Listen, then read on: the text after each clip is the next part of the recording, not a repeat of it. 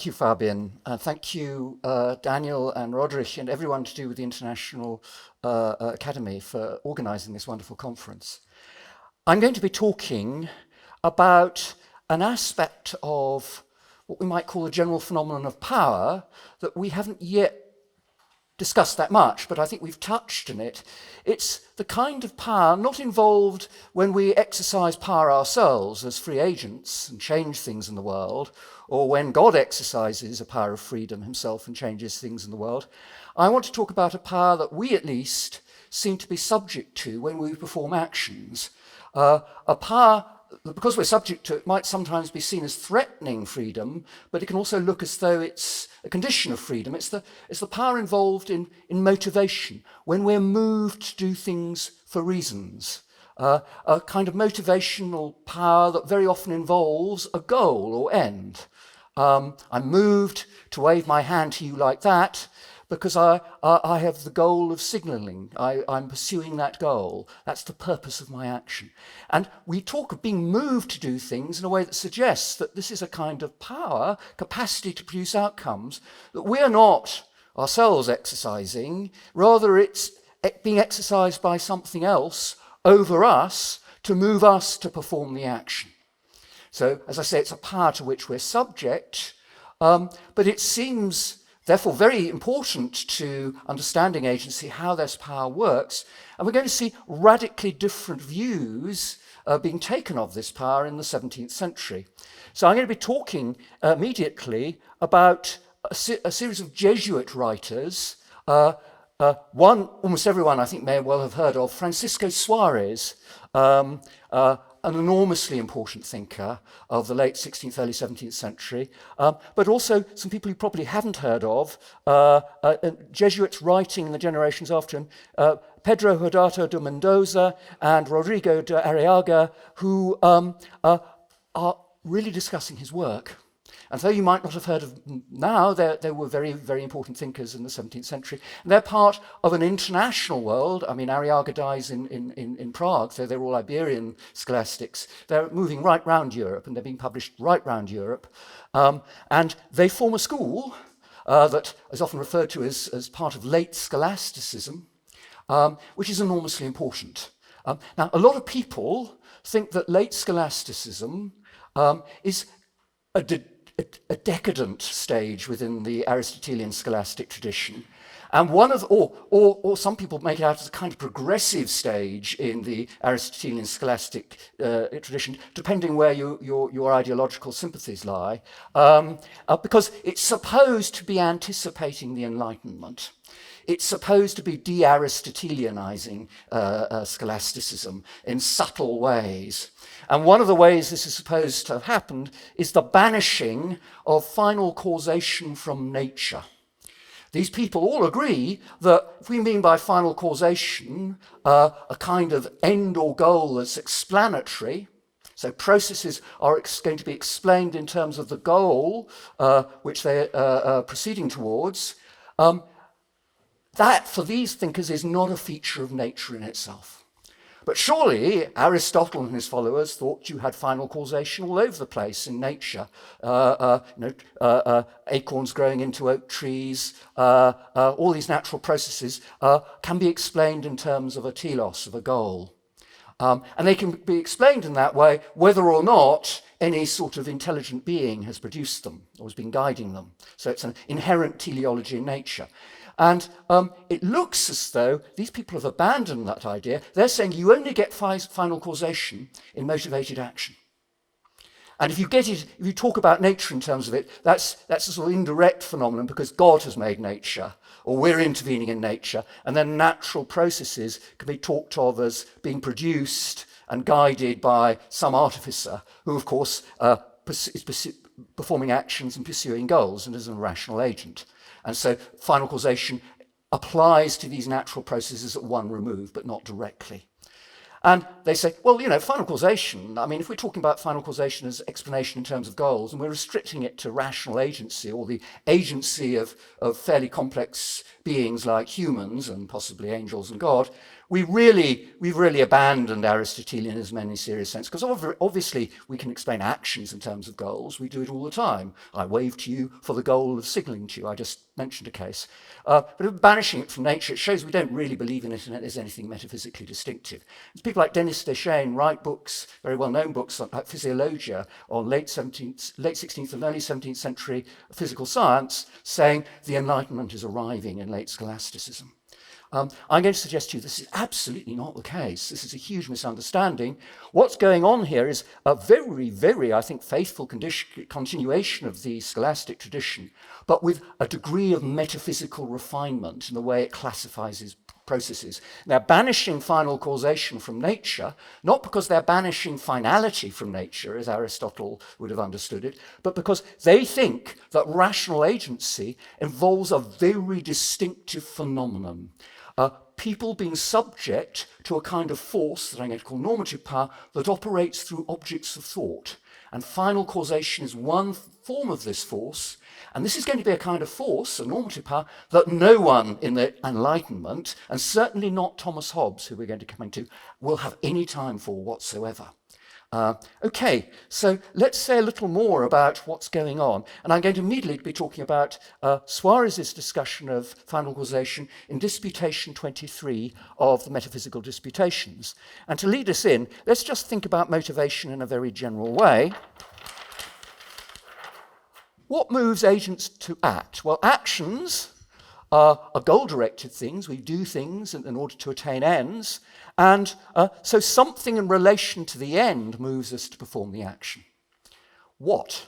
And nowadays we tend to say, it's a psychological item, it's a mental state directed through its content at the object or end pursued. So I wave my hand at you, and the goal of signaling to you is provided by some desire or other pro-attitude towards within me, towards or with a content specifying that I raise my hand, and I want to do that, or I intend to do it. I have some sort of pro-attitude towards doing it. And that's what's doing the movement, and it's a mental state which is a feature of the world like any other. Obviously, there are problems about its relation to the physical, but assuming we can solve all those problems, it's a bearer of what I'm going to call ordinary causal power. And so what moves me to wave my hand at you in order to signal to you is some sort of desire to signal to you that causes me to do that. So the power bearer is the mental state. The object is just the content of the mental state. It's not doing any work on its own. It's not an independent power player. It's not playing any explanatory work of its own in terms of exercising power. All the power is being exercised by this. This is just content. And obviously there are going to be huge modern philosophical problems about how content works and what it is. But the one thing modern philosophers tend to assume is that this object, this mental object, it's a mental object because when I start performing the action, all it is it looks as though it's something that I have as my mental object that I signal to you. I wave my hand in order to signal to you, but of course, so I do perform the action for that purpose, directed at that goal. I may not succeed in signaling to you. You may be looking out the window. Or you may be more interested in something else, or you may just suddenly have gone blind, or whatever. And then my goal remains simply an object of my thought, like lots of other goals, like becoming a multimillionaire, working for Goldman Sachs, and becoming world famous, and all these other things that we have as our ends, and they never happen. So it looks as though we've just got an object of thought, and how can an object of thought exercise power of any sort? It seems not to exist. This exists, this can exercise the power. Well, we're now going to look at a theory that will astonish and outrage some people, because this theory says the primary bearer of motivating power is the object or end, the mental object. And if we look at the handout, we have an interesting discussion by Suarez. Therefore, that in created beings, this is the first quote in the handout, which you should look at because there's going to be quite a lot coming out of it. Therefore, that in created beings, acting through intellect and will, there occurs final causation. Sufficient proof can be found from human actions. Experience shows that when we act in a human way, that is freely and rationally, we intend some particular end, like signalling to you, towards which we direct our actions, like the hand waving, and for the sake of which we choose means. Therefore, we are moved by an end, both to the love and intention of the end, and to choosing and executing means for the sake of that end. So the first thing that's becoming readily apparent here is that although this may be playing some intervening role of an explanatory sort, and it certainly does, what's doing the explanatory work is actually the object in the end, and it is giving rise to this. If you've got a motivating state in your head, like an intention or a desire directed at the goal, it itself has been produced by this. And this is just not just rhetoric when he talks about the end playing explanatory role, as we're about to see. What else is going on in this passage? He says, he talks about intellect and will. So there are going to be two faculties involved in our agency. There's the faculty of the intellect, which is a cognitive faculty, whereby we find out about truths. And that will be involved in our prior deliberation about what to do. And then there's the faculty of will, which is the faculty of decision-making, when we decide to do things. And it's going to be very important for this tradition that this faculty of will is the first point, very often, at which we can become seriously motivated to perform actions in a way that commits us. And it's a locus of freedom and agency in its own right. So all our actions initially occur as actions in our head, where we take decisions to pursue this goal or that. We form intentions through deciding to pursue this end or that. And it's responsive immediately to the end, as this power bearer. I'll come back to how that works. Let's go a little further. There's another quote we come to, again, in the same disputation. And this is, Suarez is now going to discuss what kinds of power are involved in human action in a slightly more general way. He's going to say, thus they say, one and the same action of will, this is your initial action when you take a decision, is caused by the end. So we've got the end playing this what's going to be a final causal role, and by the will itself, because the faculty is giving rise to the decision. And insofar as it is caused by the will, the causation is efficient, and insofar as by the end, the causation is final, and in respect of the former, the motion is real and proper, since such an action comes from the power or faculty as from a properly physical principle, and in respect to the latter, the end, the motion is metaphorical, since it comes from an object attracting and drawing the will towards it. So what this is about is the two powers I mentioned right at the beginning. We have our power of self-determination or freedom, which we exercise through the will, where we change things. We ourselves are exercising the power to change the world. That's exercised over and through the will. And this is going to be a form of efficient causation. And then we've got what moves us to exercise the power that way, and this is going to be the final causation exercised by the end. So we've got the end is moving us through final causation at the point of the will to exercise efficient causal power, to act freely. So to understand further what this slightly jargon-ridden and mysterious passage is really meaning about, we need to look at the general distinction between efficient and final causation, and what all these words like metaphorical and physical and the like actually mean, because they don't bear their everyday meaning. I'm sure, actually, they didn't even bear their everyday meaning then. They certainly don't now, because meanings have changed so much. Efficient causes and final causes are bearers of fundamentally different forms of power, according to Suarez, and they are powers that operate in quite different ways, which is why we're going to use the Aristotelian four clauses to distinguish them rather sharply. Efficient causation is the nearest thing in this theory to ordinary causation, bricks hitting windows. That will be certainly a form of efficient causation. And it moves physically. Well, bricks, of course, move physically. We're familiar with that idea. But so do immaterial beings, like bearers of immaterial faculties of will, like angels, and people and God, as well as material things like bricks. So moves physically doesn't mean the cause is a physical or material object in the modern sense. What it means is that it moves, and we're going to come to this as rather important, on the basis that it actually exists. It can't operate without actually existing as a feature of the world beyond just being a mental object. So if I want to use efficient causation to heave a brick at the window and break it, the brick has got to actually exist. It's got to be a real brick. It better not just be an imaginary brick, because no one breaks windows with imaginary bricks. Otherwise, destruction will be so easy. So physical means a bearer of power that's productive of change, where the possibility of bearing and exercising the power is bound up with actual existence. A final cause moves metaphorically. Again, beware, metaphorical is a term going way back in the Aristotelian tradition in relation to final causation. It actually changes its meaning over time. I won't really have time to go into that, but it does. By this stage, at any rate, it certainly doesn't mean, I don't think it ever did mean, completely non-literally. And now it means actually it's consistent with moving actually literally. Suarez is absolutely insistent that this idea of moving metaphorically doesn't mean it doesn't really move you, that it's not really a power that's productive of real change, that's changing what psychological attitudes, like what you have in your head, like what decisions you take. It's a real power. So what's metaphorical about it?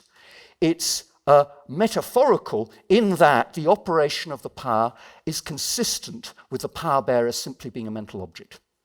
So something about signalling to you can move me to perform the action of signalling to you by initially deciding to signal to you without my actually having signaled to you, without signalling to you actually having happened yet. It's simply an object of my mind, like so many goals that I pursue and never happen. It's simply that.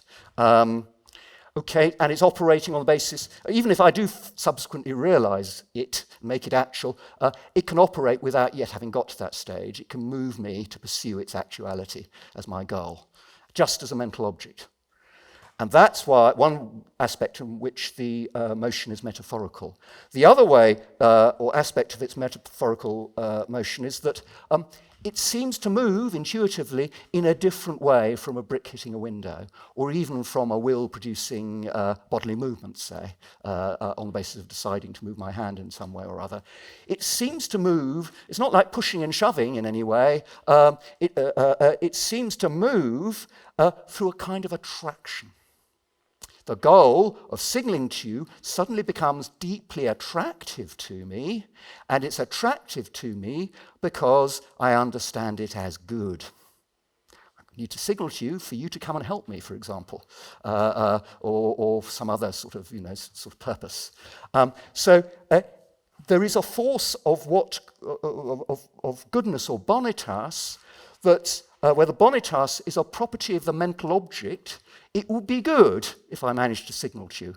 So we've got goodness attaching to signaling to you, but it operates on me just it's already operating on me even when signaling to you is just a mental object. The goodness of doing that attracts me to decide to signal to you. That's the metaphorical motion, but it's a real motion. So if we just look at some of the handouts, we'll see Suarez goes on to explain. This is the third quote. We grant that causation belongs to an end insofar as it is the character of a beginning, and consequently insofar as it has the character of something that moves. So a principium is a cause, a bearer power that starts processes off, introduces change into the world. But its motion is termed metaphorical not because it is not real, but because it is not by an efficient influence, nor by a motion that is physical, because we've got a mental object operating by it, but by a motion that is intentional, so it's motion through a mental object, intentionaliter, and involving the soul, so that nothing prevents its causality from being true and genuine. We can be moved by the goodness of mental objects, potential goals of action, as rational beings to pursue those goals. And he says, everyone agrees that an end does not need a real or attained existence to cause finally, so that the being of existence is not the basis of causing finally, as it is the basis of causing efficiently, nor indeed even a necessary condition. And the basis of the power is goodness. So goodness is the basis of the wills being moved, and therefore is the basis or principle of final causation. Goodness is what constitutes a final cause, imparting, as I shall put it, force, virtus, to the causation. So it's a real power. It's goodness. It's attractive. So what's going on? I think what's going on is a psychological model of immense historical importance and of wide-ranging utility to the people that favoured it. The first thing that we've got here is a model of reason. So let me just say something very general about reason. Let me start off by talking about very generally about normativity, which is something people have been discussing quite a bit on and off in this. So normativity is the idea that standards make some sort of call on us to meet them.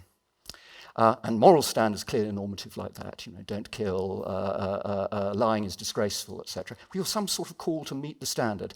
And that seems to involve two aspects. One is appraisive. Moral standards provide a basis for ranking people as good or bad, better or worse. And lots of moral vocabulary reflects that.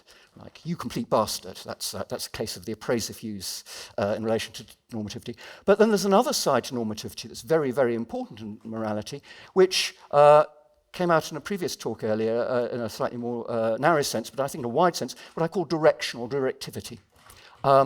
This is the thought that these standards don't just apply to us, as you might have standards and vases or standards and sunsets, we just grade them. We actually respond to the standards in some way. So, you know, if killing is disgraceful, that in some way moves us not to kill. And if helping people is morally admirable, that moves us in some way to help people. And what the theory of reason, I suggest, is doing in common sense ethics is providing the directivity side of normativity. What does reason involve? Well, we deliberate prior to forming beliefs or taking decisions, performing actions. And what do we do when we deliberate? We consider objects of thought, potential objects of belief or objects of decision, like goals. And we respond to these objects on the basis of what seems to be their normative properties. If something seems to be evidently true or likely to be true, that feature of the object moves me to believe it, or moves me towards believing it.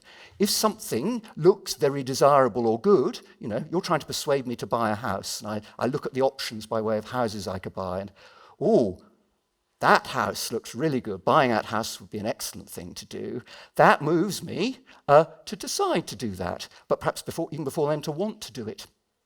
So these objects of thought are potential objects of psychological attitude that come with normative properties, ones that seem to centre on truth, the level of the theoretical, and that's productive of belief, and ones that seem to centre on what we might think of as goodness or desirability. That will be a good thing to do at the level of decision and action, the level of practice. And we naturally think of these objects moving us, insofar as we are rational, to believe them in some cases or decide on them in other cases. And the more rational we are and the more strongly normatively supported a particular object of thought is, the more we are driven to form the requisite appropriate attitude. And we use a vocabulary of power, certainly in colloquial English, well, not even colloquial English, formal English, I suspect in other languages as well, that is very, very significant. That argument has great force. That's a very compelling consideration. I mean, the evidence compels me to believe that. That offer is so desirable, I mean, it's very hard to resist. And the more rational I am, and the more truly desirable the offer is, the harder it is, in a sense, for me to resist it. I'd have to be a bloody fool to do anything else. So what's going on here is a very familiar idea that reasons move us. Reasons are that aspect of normativity that are capable of exercising, it seems, a power over an aspect of the self that is responsive to that power, constituted by our capacity for rationality. And now, a lot of modern philosophers recognize this. So Christine Korsgaard, in the famous paper on skepticism about practical reason, says, it seems to be a requirement on practical reasons that they be capable of motivating us. Okay, Christine, you say that. You better then, if you mean that, give us an account of how reasons or justifications, normative reasons, move us. And this is what Suarez et al. Are trying to do. Obviously, it's the desirability of the goal that moves us, insofar as we're rational to decide in it, and it moves us as a mental object. We're just considering it as a mental object. So we need to theorize about a distinctive kind of normative power that is a power of a mental object to move us, and that's what Suarez does. And a large part of the metaphysical disputations is a discussion of this normative power at the level of theoretical reason. He thinks it's a form of efficient causation because it represents actuality, but of course practical reason isn't about doing that. It's about trying to change actuality and starting off with what's not yet actual. In the case of practical reason, it's this special final causal power that involves goodness and that can operate through objects of thought that, and quite unproblematically operate through objects of thought that are not yet anything actual. They're just objects of thought. Okay, that's one thing that's going on. It's what they're doing, what modern philosophers never do, which is taking the directive aspect of normativity as more than just a form of words. Reasons really do move us. We'll see what happens when someone doesn't do that. That's Thomas Hobbes. The other thing they're trying to do is provide a theory of nature and grace. And this, again, is why we've not got an anticipation of the Enlightenment here at all. If you think of normative power, a power that involves a value like truth, the truth attaching to an evident mathematical proposition that takes this normatively compelling form of evidence, or the goodness attaching to a potential object of the will, we've got this sort of life lived at nature as bearers of the image of God that involves us responding to values that will take us to happiness. That's what they think. And they, being good Catholics, think that grace perfects nature, and so they want something at the life of nature which is an analogue of what perfects nature. And what normative power is it that perfects nature? It's grace.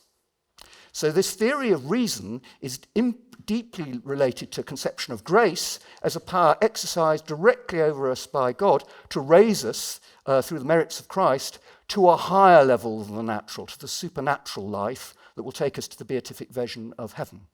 And grace is this supernatural power. I think most of the Jesuits think it's exercised directly over us by God because it transcends any natural capacity we have. But it's perfective of reason as an analogue of grace that's native to us, operating through objects of thought, through our rational capacities at the level of nature. And so you've got a lovely theory of how grace is perfective of nature. Suarez will talk of grace as a higher reason. Obviously so. And then this enables them to put forward a theory of church and state. So it enters into political theory.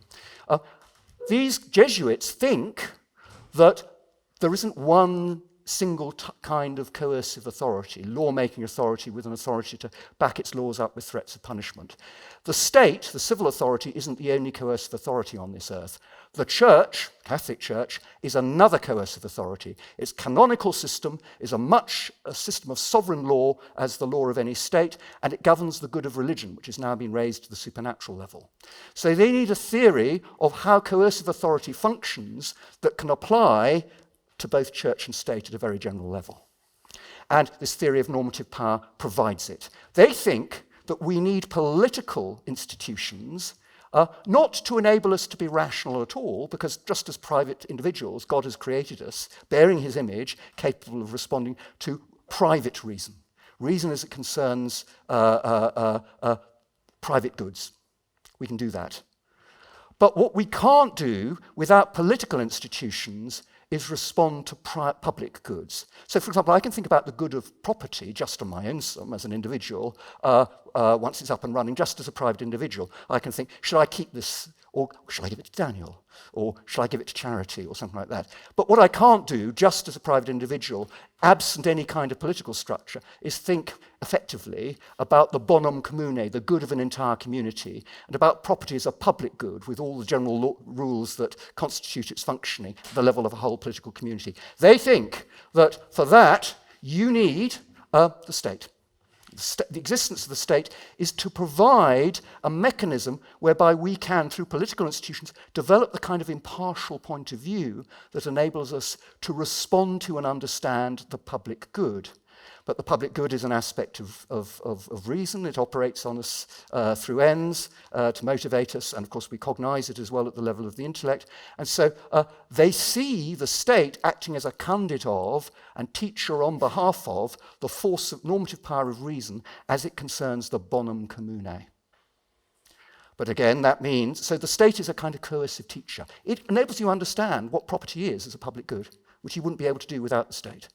You can't do it like Jeremy Bentham thought he could do it, sitting in his own private little room, just through his great genius as a utilitarian thinker. They don't take that seriously at all. You need the state to provide the framework. What is the church doing? It's similarly constituting a conduit of and teacher on behalf of the other normative power, the one that operates at the supernatural level, grace. And so we have two levels of normative power at the natural and supernatural level, two kinds of coercive institution that coercively teach, making laws that those subject to them are bound to follow in a way that educates us about, in the one case, the public good, and the other case, everything to do with the supernatural life, which is totally above nature anyway. Okay.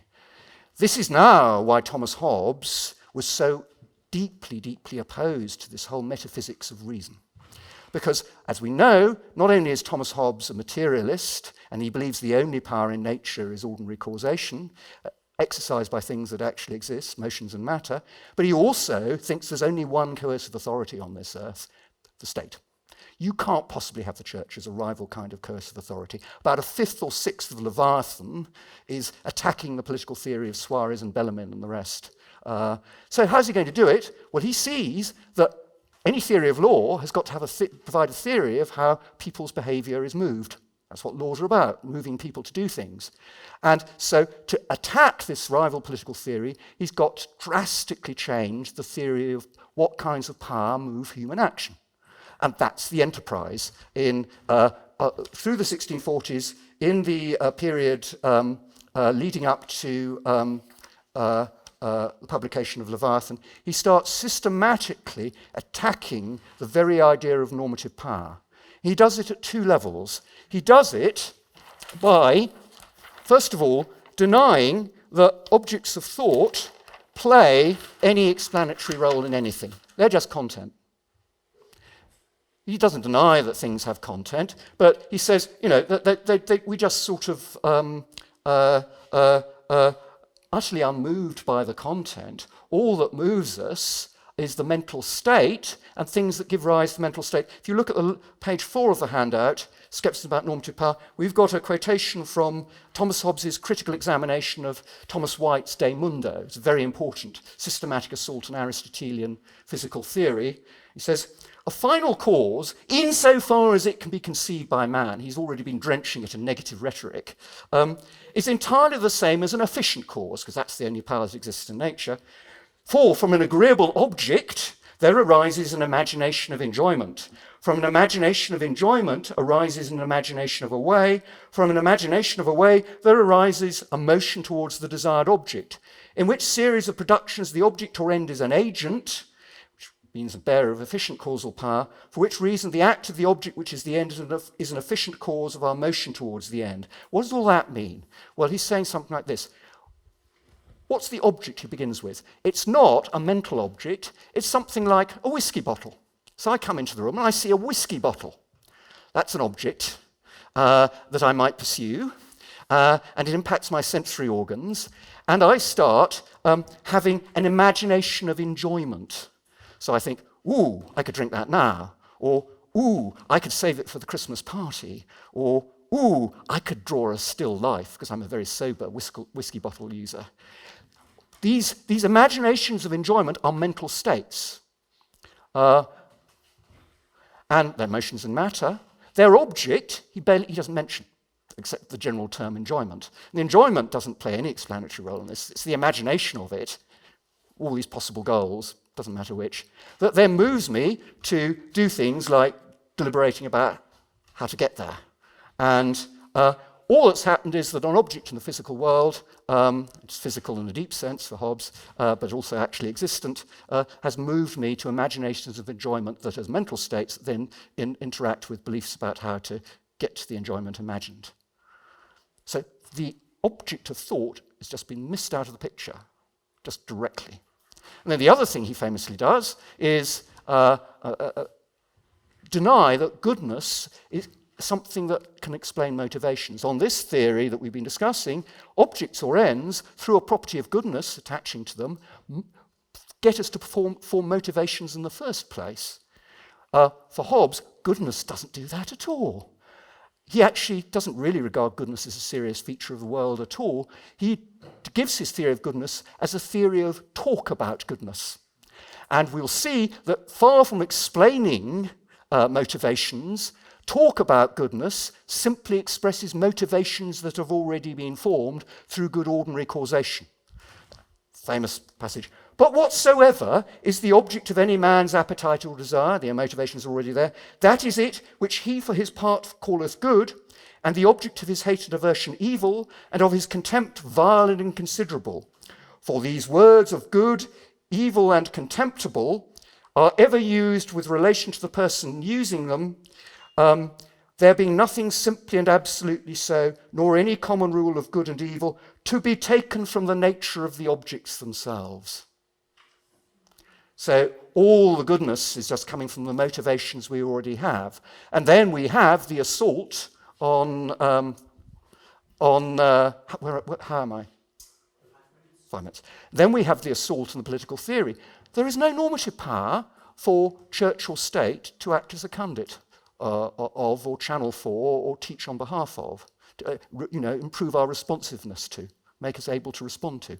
It doesn't exist. So what the hell does coercive authority do for Hobbes? Well, there's only one power left in his theory. It's ordinary causation attaching to things like motivations. So that's the only power that's going to be involved in directive law, because no other power that will direct human actions. So what does coercive authority serve to do? It serves to direct ordinary causal power attaching to our motivations in ways that are mutually advantageous, that get more of those motivations satisfied than would have existed without the coercive authority. So restraining the violent and providing traffic systems, etc. So the mutually advantageous channeling of causal power attaching to motivations we already have. State is not a teacher. Coercive authority is not a teacher. It's not facilitating our rationality by channeling sort of grace or the power of natural reason towards us. It's simply channeling existing motivations through threats of punishment and making certain outcomes salient in a way familiar to game theorists. That means that the only plausible bearer of that sort of authority is obviously civil authority, because churches aren't in the business of doing that sort of thing. That's why the church, for Hobbes, can be no more than a teacher that lacks any coercive authority of its own, operates only at the sufferance of the earthly sovereign. So this whole project is fundamentally political, but obviously deeply revisionary of the theory of motivation, and in a way that remains deeply part of modern philosophical culture. None of us think of motivation coming from mental objects. We all think of it, and certainly Anglo-Saxon or Anglo-American analytic philosophers think of it as coming from mental states. But that, of course, is a highly debatable thought. Now, what's going to happen after this? What are you going to do? Well, in England, to a very large extent, Hobbes wins. And I think if you look at someone like David Hume, the way to understand David Hume is he has thought about what's been going on, and he realizes that there isn't any normative directivity. That's gone. Where's the normative power that we respond to? So all there is appraisal. And that is the heart of Hume's ethical theory. If you remember, the inquiry concerning the principles of morals says, ethical inquiry is just inquiry into human merit, what counts as admirable or disadmirable humanity. There is no theory of directivity, and of course, he famously denies that reason moves us. Now, a lot of people think that's just a denial that beliefs move us to act. But I think it's very clear in the discussion that he's effectively inheriting a denial of normative power. There isn't a kind of normative power that operates on us through objects of thought. Look at the last quote. It's not actually original to Hume. It comes already to us with Francis Hutcheson, who published the Illustrations in the Moral Sense 10 years before the treatise. Here we have Now we have endeavoured already to show that no reason can excite to action previously to some end, and no end can be proposed without some instinct or affection. What then can be meant by being excited or moved by reason as distinct from all motion of instincts or affections? So all the power is ordinary causal power attaching to affections, mental states. There's no power attaching to reason as such. And that is basically Thomas Hobbes' gift to 18th century English philosophy. In the continent, it's different. One way I think of looking at the Kantian project, so I'm always hesitant to say anything about Kant and Germany, is to say this, that heteronomy would of course involve goodness attaching to an object of thought as moving to us and seeing reason as involving that. But of course for Kant, that's not what reason's about really. The object is a condition for the operation of power exercised over us by our capacity for reason through its rationality. And so you shift, you don't say it's just appraisal, you have direction, but you move the directive power from the object of thought to the faculty of reason itself, through the theory of autonomy and its to replace theories of heteronomy. So I put it to you, this abolition of final causation as a serious kind of normative power is a very, very important event in philosophical history and has many effects. I'll stop.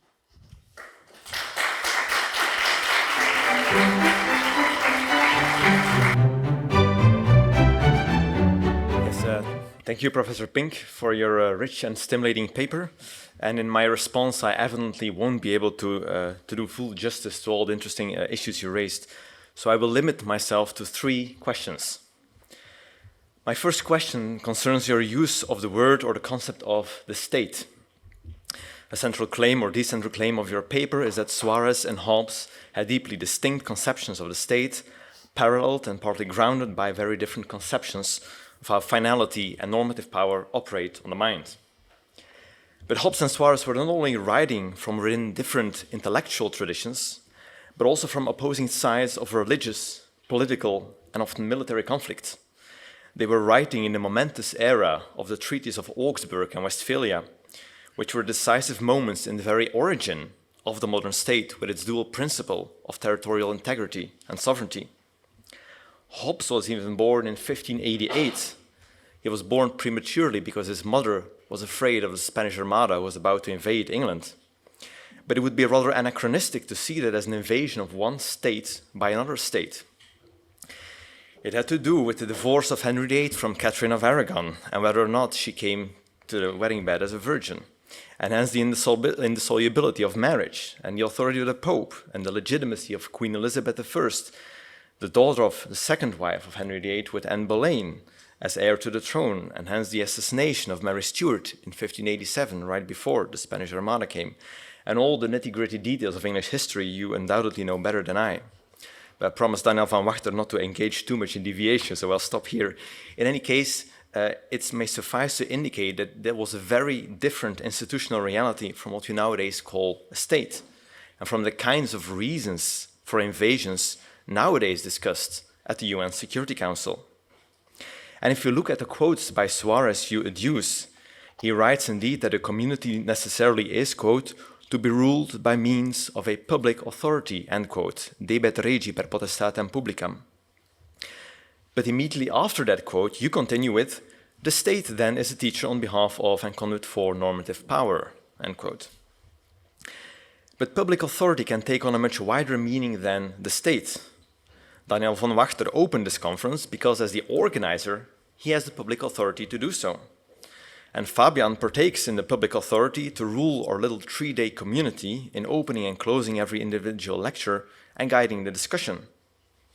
Given the motto of the IAP, to love all truth in all things, it is, like every academic institution, committed to standards of truth and rationality, from which it derives its public authority to grant, for example, degrees. The IAP then is a teacher on behalf of and conduit for the normative power of truth and rationality. But the IAP is not a state. Although Professor Zyver said last night that he once had plans to have the IAP secede from Liechtenstein. But I don't know how much there is to that. As far as I know, the pre-modern conception was more like that, whereby the public authority to resolve violent disputes and enforce them if need be with armed power was just one of the many different kinds of public authorities, all of them, at least in theory, recognizing their humble role as teacher of and conduit for a higher normative power.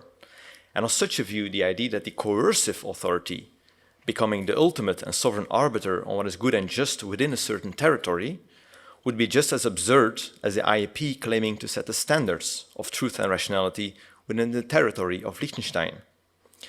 But as you write in your conclusion, that is precisely what Hobbes did.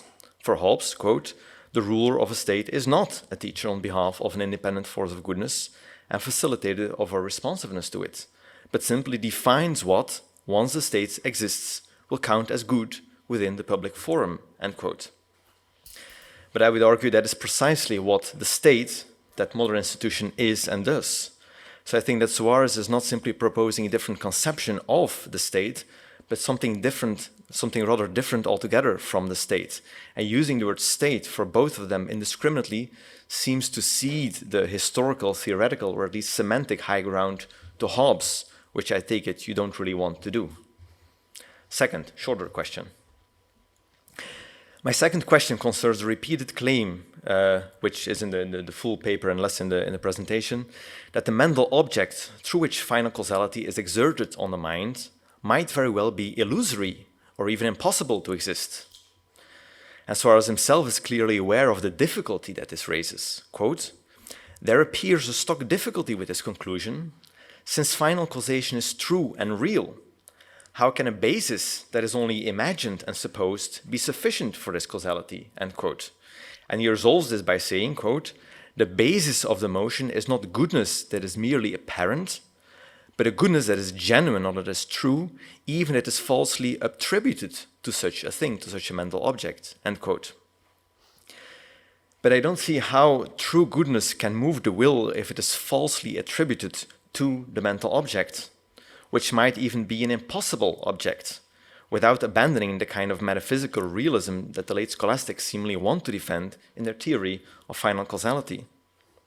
For if they paper over the difference between really good mental objects and only apparently good or even impossible mental objects in their psychology, there would only be a rather fine line with Hobbes himself, who also still postulates some kind of mental objects for motivating attitudes, but who sees them as merely entertained by us as good. So indeed, he drops goodness as a transcendental, but in the workings of the psychological theory, they come, I think, rather close together. So here's my question. Why don't they, or perhaps they do, make a clear distinction in the operation of final causality between, for example, me walking to Santiago de Compostela, or me starting to build a really possible house on the one hand, or me walking towards the Fata Morgana of an oasis in the desert, or me trying to draw a square circle on the other hand?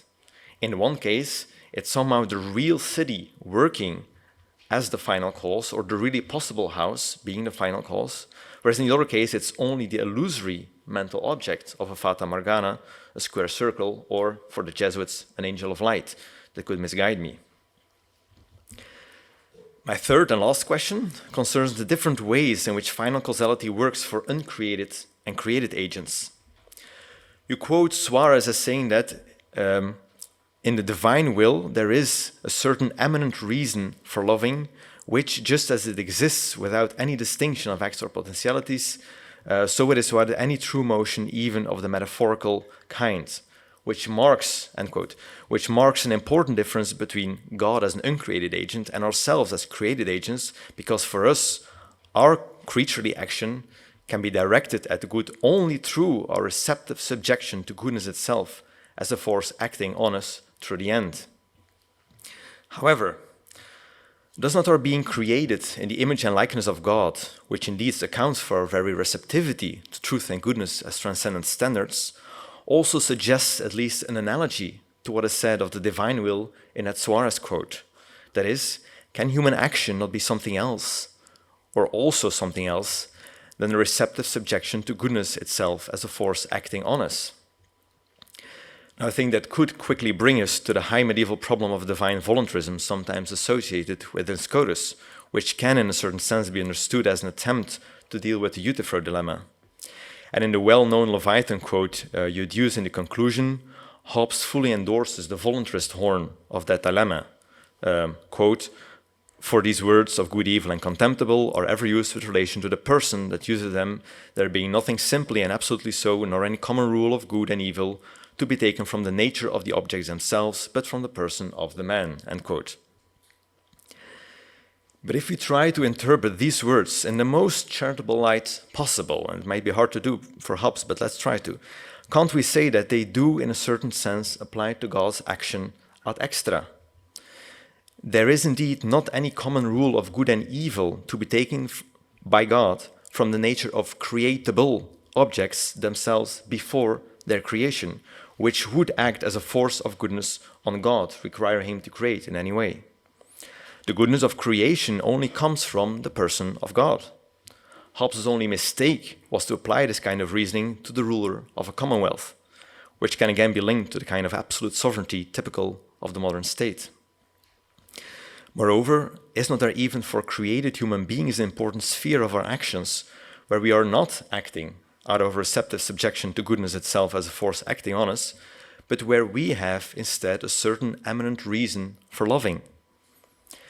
Especially when it comes to relationships to other persons, especially relationships of love, which are the most significant ones, it is hard to exhaustively explain our actions by the degree to which these persons exert the force of goodness upon us.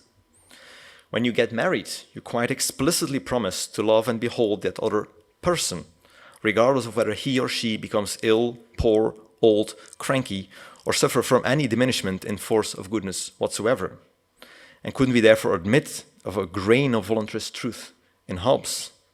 And on the divine level, to conclude, couldn't this imply that God's reason for creating the world, to connect back to the two lectures ago, was his eminent reason for loving a particular created person in the most eminent way one can possibly love another person, for example, by establishing a spousal covenant with her and choosing her to become the mother of his son? Perhaps there's also too much of deviation, but here I stand and I will do no other. Thank you.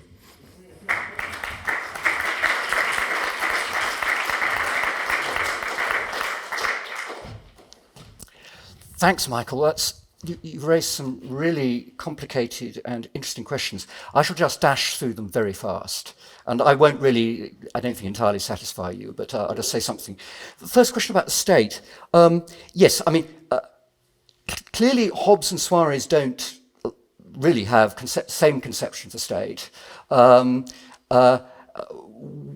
One feature of the difference is precisely that for Hobbes, the state is just an extension of private reason. It's just, we've devolved a lot of our private reason in favour of some sovereign who will settle disputes just because we've chosen him to do that. But he doesn't have any different viewpoint on the world from us in a way that the scholastic state does. So the scholastics, and so he inherits normative powers that we have in the state of nature. Hobbes is sovereign, enjoys the right of nature, it's just that we've lost it or given it up in his favour. So there is no public reason in a funny sense. There's only just transfers of private reason. You get that the same in Locke. Private individuals in Locke's state of nature can punish. And that produces many inconveniences, Locke says, so we will reach an agreement to hand that authority over to the state. In scholastic state, no private individual has ever had the authority to punish, because to punish, you've got to represent the public good, and that you can't as a private individual ever do. So they are stuck with a conception of a level of human community that potentially, prior to political institutions, has the capacity for public reason and will exercise that capacity once the institutions have arisen. And that's called the communitas perfecta, the perfect community or perfect society. And that's a sort of self-sufficient form of human community extending beyond families or clubs or even the International Academy of Philosophy in Liechtenstein, because only it has that access to the public good. Now, who's right? And does the modern state take any of these forms? It's very, very natural to think, well, the modern state is just Hobbesian. Something has changed. I think, actually, the Suarezians were right, and the scholastics were right about what the states are doing. It's modern liberalism that's inherited a Hobbesian myth about what states do. And the fundamental reason for thinking that is I think states teach just as churches teach. Look at laws on gay marriage. They're about teaching. and they're enforced accordingly, just as much as heresy laws were in the Middle Ages, or Holocaust denial laws in this country. They're a form of heresy law. States teach, and that's because they are communicating a view of reason. But I've hoisted my Jolly Roger on that one. Mental objects that can't possibly exist. Yes, now what this is about, and something I glossed over through lack of time, is that this is a general theory of motivation. It's not just provided as a theory of the motivations of someone who's actually being rational. It's the theory of the motivations of someone with a capacity for rationality who might not be exercising it properly. So you can respond to an object that's not really good, or not nearly as good as it would have to be for your response to be rational. What's going on? Now, why doesn't Suarez introduce a hybrid theory? Rational actions are produced by genuine goodness attaching to the object of thought that moves us as bearers of rationality to respond to it. Silly objects just excite an irrational passion, and that's doing all the motivating.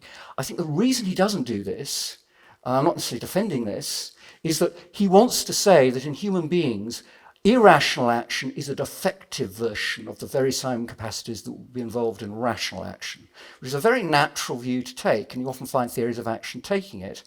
So it's going still to be responsiveness to the force of good, but through defective channels in our psyche. So it's not going to be like Hobbes, where it's just the motivations. There's still a genuine force of goodness, but you've mislocated it. But it's still that force of goodness dragging you on. Now, whether that's a coherent theory or not is a difficult matter, but that's the picture I think that's going on. They don't want a hybrid theory of agency for human beings. And finally, yeah, I'm not unsympathetic to your views. I didn't discuss but I discuss in the paper. God does things for reasons, he has purposes, but he's not moved by a power of goodness because he's not subject to power. He's simply not subject to power. So we have, in uncreated reason, rationality without being moved by reason. In us, because we are created reason, what underlies reason, the values of truth and goodness, come to us from outside us. And so they're a force acting on us. How far you can give that view up within the theology of us bearing the image of God, within a theological tradition, and how far you want to give it up anyway. I think with things like marriage to people who are no longer as desirable perhaps as they were, but you still feel bound by the obligation, you're going to have things like the good of marriage and obligations arising out of that are not simply concerned with the desirability of the person you've actually married. And there'll be various stories you tell along the way. And there I'll stop. Yeah, I'm a bit surprised by your analysis of the contemporary philosophical scene. You've claimed that the directive or motivating dimension of normativity has been largely neglected. I would claim that the very opposite is true. I mean, just take the whole debate between internalism and externalism in Bernard Williams' sense of the distinction. The whole debate is driven by the assumption that it simply has to be a constraint on normative reasons, that they have to be able to motivate the agent in some way or other. That's an overwhelming consensus. The substantial point I would like to raise, if you go back to the slide on motivation, I mean, one obvious problem for mentalistic or psychologistic theories of motivation is that if those theories hold true, then it is not possible that motivating reasons and normative reasons coincide. And that's a very serious consequence. So that's quite an obvious problem for mentalistic theories of motivation. For instance, if I come to believe that pink mice are running around here, then I can draw two conclusions. I can complain with the authorities who run this marvelous Schloss Fürstenried. The reason for this is that there are pink mice running around here. Or I can act on the fact that I have come to believe that pink mice are running around here, and that should me make contact a psychologist. Then I am acting on a mental state on the fact that I'm believing that pink mice are running around here. The usual or the normal way obviously is that, or the way it should be is that what motivates us are the contents of our states, and the contents not as mental objects. That would be still a version of mentalism, but facts as part of reality.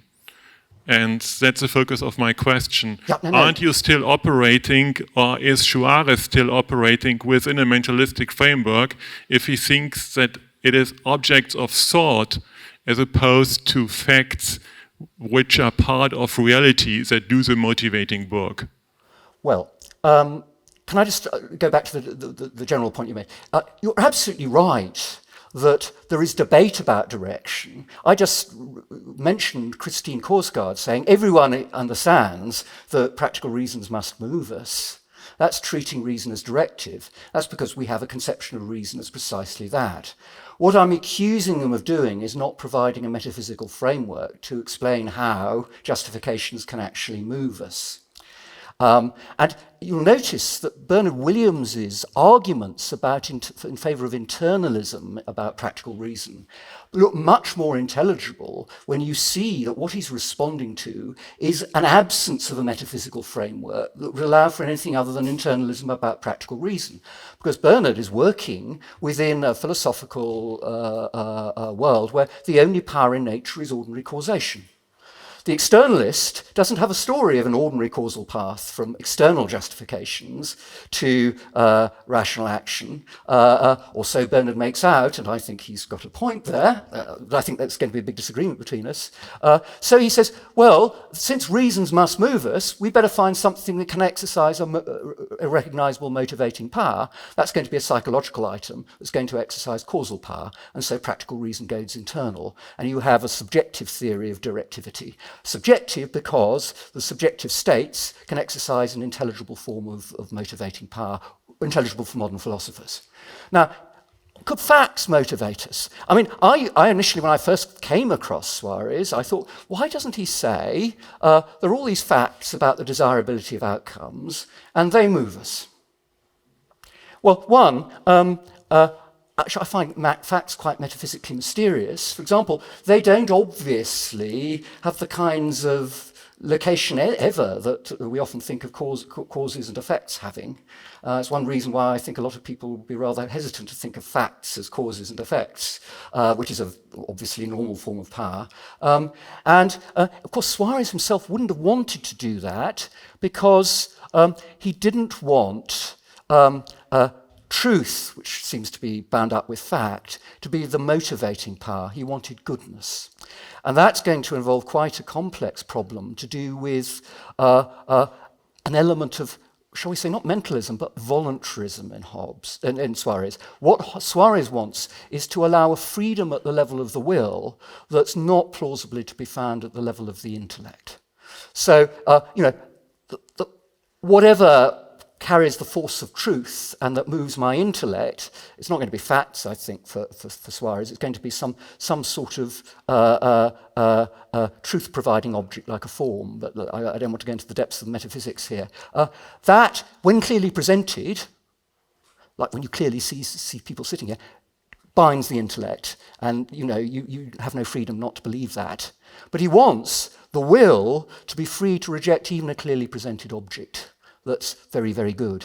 So he wants some sort of power that's nothing to do with truth and facts, but that's to do with something else like goodness, to be what moves the will, because it can be, as a different sort of power, less determining. And then we can have freedom of the will. So you're raising really important issues. I think my blanket answer will be now, I don't think modern philosophers, and Christine Korsgaard is a classic case of this, remotely have a plausible story about the metaphysics of how reason moves us. And Christine's a sort of disgrace. She writes this article saying there's no problem about motivational skepticism, and then proceeds to fail to give an account of how we're moved by reason anywhere. And this is just hand waving. Or where people do mention things like facts, then I think you'll get particular metaphysical problems and possibly other problems in relation to the theory of freedom as well. But sorting that out would take a lot more discussion. It seems to me evident that the object or end cannot move us without coming within the ken of our mind. Yeah, yeah. And this may have suggested to Hume and to Hobbes that what really moves us is our mental state. Yes. But I think what really moves us is the object within the mental state together. Or to put it in another way, the mental state filled with that object. So it's a duality. Yeah, yeah. It's neither the mental state alone nor the object alone, it's the duality of them. I think I'm going to agree with you more or less. Because clearly, mental objects that I haven't entertained are not going to move me. They're not going to be mental objects. But I think Suarez tends to put the emphasis in the discussion in the object, because initially, before you're motivated, what you're going to be doing is you're going to be entertaining it. Possibly informed by beliefs about how good it might be, but those mental belief states not binding you to any particular course of action. And then what's the feature that's starting to impact on you? It's not the entertaining, so it's a condition, it's the character of the object. It really would be desirable to buy that house, much more so than that house. And then provided, I think, what you're meaning by the mental state is a kind of condition for the operation of a bearer of power, I think that's entirely a natural way to look at it. Thank you for your stimulating talk. I would like to make a comment which leads a little bit further.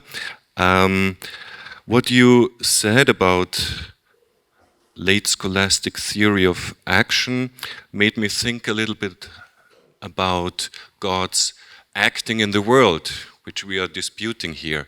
Very often we think of it in terms of miracles and so on, with good reason. But maybe we should think more about it, or reflect on it more about in terms of final causation. Because it might be the case that God is acting if we, so to speak, get into his influence, if we contemplate his goodness, either by natural reason or with respect to revelation, and then this goodness somehow motivates us, creates desires to seek him, to do the good, and so on and so on. And maybe this is the normal way God acts, or let's say God moves us.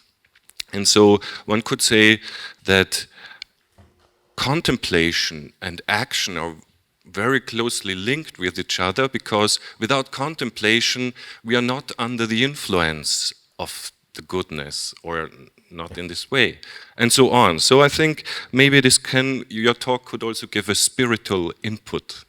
Well, it's very interesting you raise this line of thought, because I've been talking about this theory of directive reason by gesturing to a parallel theory of grace as playing the same function at a higher level, one that transcends natural human capacities.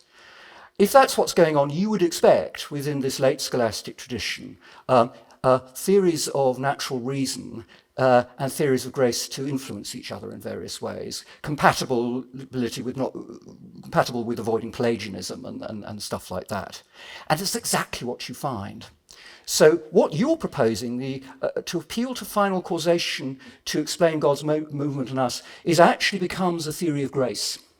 It becomes a theory of grace in a school of mid to late 18th century Augustinians, a school, moral determinationist school. And they call it moral determination because it's not the physical determination that they see Dominicans and Jesuits favouring, because grace transcends natural capacities. It's a rather direct action on us by God through efficient causation. And then the Jesuits and Dominicans will argue about how that works in relation to human freedom. But these Augustinians are saying, no, what we're going to have is grace presents us with a supernatural object. And that moves us in a way dependent on the intervention of God, but God intervenes precisely by bringing into our mental lives an object of love. principally an object of love. Giovanni Lorenzo Berti is publishing stuff in Venice in the 1760s, all about that. So, of course, yes, it happens. Thank you. Yeah, thank you very much for this very enriching talk. I have 3 little questions about Suarez and the late scholasticisms. First question, what is about the third and the fourth causa materialis and causa formalis? Do they play any role in this here? Second question, what's about ratio? It is in one quotation, but it seems to play not so a reason, but it doesn't play such a great role. What is the role? And third question, what is the locus of free will in this motivational theory? I didn't understand this. Right. Excellent. So, look, I haven't discussed formal and material causation because there are aspects of the metaphysical disputations that are directly involved in the theory of constitution, rather than the theory of change and production of change. Change obviously produces, forms being attached to bits of matter in various ways, and then you have the constitution. But obviously possessing a form will dictate what powers you have. And it will enable you to be responsive to final causation with certain forms that you wouldn't have without the substantial form of being a rational animal. You wouldn't be able to respond to final causation. So it's the metaphysical interpretation discussion of Aristotelian causes is partly a discussion about constitution and partly a discussion about change and powers productive of change. And they're also going to be intimately linked. Reason, it really is a theory of reason because only rational nature is going to have this receptivity to truth and goodness. If there aren't enough quotes with reason in, I can dig more out. I just don't have them immediately. Yeah, but that's what they're discussing. Animal action is very interesting. And here you get people dividing. Very often you get people saying, well, look, there's a very imperfect second-rate version of the responsiveness. So it's only a subset of the good, the bonum delectabile through sensation that animals ever respond to, and they don't have general concepts, so there's some substitute for the intellect. So you've got a thin form of normative power. Otherwise, you don't have it at all. Free will. Free will for Suarez is efficient causal power, but it's not bricks hitting windows, which he regards the brick, when it hits the window, operates out of necessity. And there's only going to be one thing it does, break the window, and it will determine that outcome. We can determine more than one outcome, and we control which we determine. So we have an efficient causal power that he calls contingent, which is why not all efficient causation is ordinary causation. Their efficient causation covers a range of powers. Some of it is the normative power involved in cognition, some is the power of freedom, and then some is bricks hitting windows. I would like to ask a question on a quote from Suarez where he states, "Nothing attracts the will to itself except insofar as it is good." So that's a very common assumption, but I wonder why a Christian would make it. Can't the will be attracted to evil qua evil? And if that is the case, then can you rescue the idea that it's goodness which attracts the evil? Yeah. The will, sorry. The will, yes. Suarez is a little bit of a voluntarist. So he allows that you can think one option is best and decide on another. But he's not as much of a voluntarist as what you're suggesting. And it's built into his whole picture that fundamentally motivation is going to be responsive to some form or other of goodness, albeit defective form of that responsiveness. I think lots of things are going on here. There's going to be a theory of the exchangeability of good and being, which is going to push you in that direction. There is, once you start thinking of final causation as your framework for thinking about motivation, you are always going to see goodness attaching to an end as fundamental to the explanation provided. Because I'm begging the question, because they see goal direction in general as a phenomenon throughout nature, as involving some sort of actualization of goodness. albeit sometimes in defective forms. And they want continuity between the goal direction of human action and goal direction in wider nature. That's one reason why they're not Enlightenment thinkers in the way that Denis Deschênes thinks they are.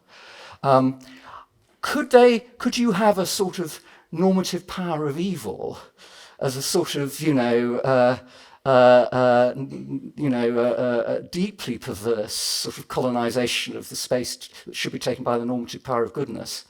I think, you'd have worries about Manichaeism and things like that, which goes back to the whole fundamental relation between being and goodness. And I think the problem for them would be at that basic level, because they do want to integrate their theory of the man as bearing the image of God within a theory of wider nature. Because I'm mainly a literature scholar, I am delighted that by the end of this conference, I finally heard words like metaphorically, imaginary, and imagination. So my question is: would you be able to give us a quick definition of imagination from the philosophical point of view and its role in this philosophical endeavor? No. I'm not going to go there. I'm sorry. That would be such a big... look, what Suarez thinks the imagination is not what Hobbes thinks the imagination is. And Lord knows what some of my colleagues think the imagination is, given some of the things they say. So you'll have to be aware that after defining all these terms, free will, motivations, desires, and so on... Some really nice ordinary term like imagination, I can't tell you. No, not without... huge delays to... but I did like this imagination of enjoyment. Hobbes is a brilliant English stylist. He's one of the best writers of philosophical English ever. Leviathan. If you haven't ever read Leviathan, is a joy to read. It's an evil book, but it's joy to read. Thank you.